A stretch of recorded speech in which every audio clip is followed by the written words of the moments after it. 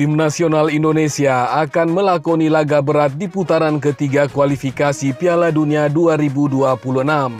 Tim asuhan Sintayong ini akan menghadapi lawan-lawan tangguh seperti Jepang, Australia, hingga Arab Saudi. Ada pula Cina dan Bahrain. Khusus untuk Cina, mereka telah menyiapkan kandang angker untuk menjamu timnas Indonesia. Timnas Cina menyiapkan stadion di lokasi yang jauh dengan suhu dingin yang cukup ekstrim.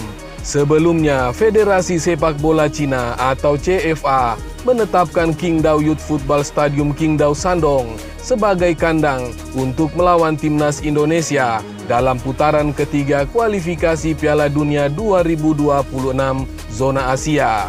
Berdasarkan jadwal, Cina bakal menghadapi timnas Indonesia pada matchday keempat grup C ronde ketiga.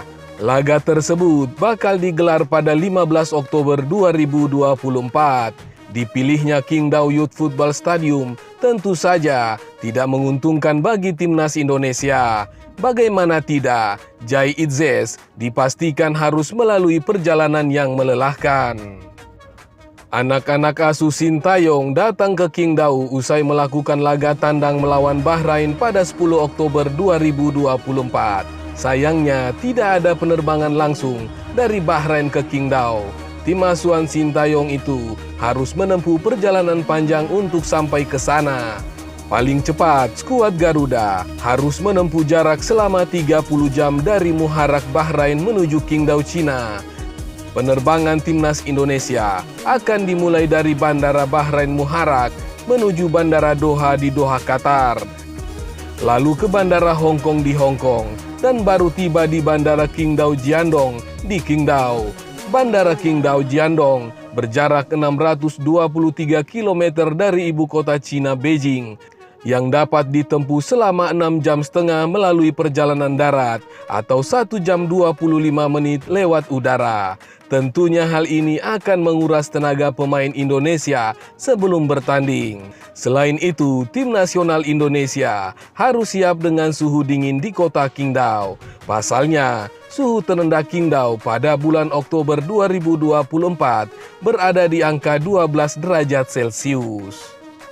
Sebagai pembanding, suhu di pegunungan Dieng, Jawa Timur pernah mencapai 12 derajat Celcius. Akibatnya 70 hektar lahan kentang, layu, hingga gagal panen.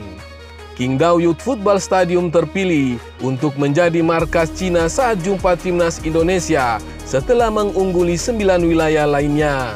Sebelumnya, Federasi Sepak Bola Cina atau CFA telah menerima 10 proposal pencalonan tuan rumah dari kota Beijing, Changchun, Changsha, Changzhou, Chengdu, Hoikou, Hangzhou, Lijiang, Wenzhou, dan Qingdao. CFA memilih Qingdao sebagai home base saat jumpa timnas Indonesia dikarenakan faktor keamanan pertandingan di masing-masing kota. Di antaranya, 4 kota tidak layak menjadi tuan rumah acara karena pengajuan materi lamaran dan keamanan setempat, tulis CFA dalam akun Twitter resminya. Akhirnya, CFA memilih Qingdao Youth Football Stadium melalui sejumlah pertimbangan. Salah satunya adalah faktor iklim dan manfaat sosial. Kebijakan CFA juga tidak jauh berbeda dengan Australia dan timnas Indonesia. Australia bakal memainkan laga kandang lawan Cina di Adelaide Oval, Adelaide pada 10 Oktober 2024. Sementara timnas Indonesia bakal menggunakan Stadion Gelora Bung Tomo, Surabaya pada 10 September 2024 saat jumpa Australia.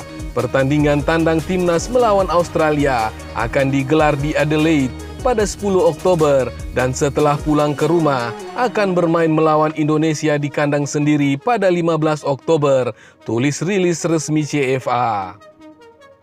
CFA sudah mendapatkan persetujuan langsung dari AFC saat menetapkan stadion tersebut sebagai markas untuk menghadapi timnas Indonesia. Setelah permintaan publik, penyerahan materi oleh asosiasi anggota, evaluasi komprehensif dan persetujuan oleh AFC, Asosiasi Sepak Bola Tiongkok kini telah memilih Qingdao sebagai kota tuan rumah kualifikasi Asia pada bulan Oktober, tulis CFA. Dan stadion tuan rumah adalah Qingdao Youth Football Stadium. Situasi yang relevan dilaporkan sebagai berikut lanjutnya. Diketahui dalam 2 edisi terakhir Piala Dunia, Cina selalu tembus ke babak ketiga. Sayangnya, mereka selalu kandas di babak ketiga. Pada kualifikasi Piala Dunia 2022 lalu, Cina pun sebelumnya juga satu grup dengan Jepang, Australia, dan Arab Saudi. Cina jadi bulan-bulanan dengan finish di peringkat kelima dan hanya sekali menang, seri 3 kali dan kalah 9 kali, serta selisih golnya mencapai 11. Dilansir dari South China Morning Post, para fans sepak bola Cina menumpahkan reaksinya di sosial media setempat. Mereka sepertinya tidak berharap banyak. Dalam sejarahnya, Cina baru 1 kali tembus ke Piala Dunia di tahun 2022. Mereka berakhir sebagai juru kunci grup C dan kalah dari Brazil, Turki, serta Costa Rica. Sementara itu, pelatih timnas Indonesia Sintayong mengatakan anak-anak asuhnya sudah mulai melakukan persiapan pada 2 September untuk menghadapi pertandingan melawan Arab Saudi dan Australia. Dia menjelaskan tidak ada agenda TC atau pemusatan latihan selain FIFA Matchday. Kini Sintayong mempercayakan kondisi pemain timnas Indonesia kepada klub yang dibela anak-anak asuhnya. Dia mengatakan saat ini para pemain sedang latihan di timnya masing-masing. Dan sekarang kondisinya sedang baik-baik semua, tutur pelatih berusia 53 tahun tersebut.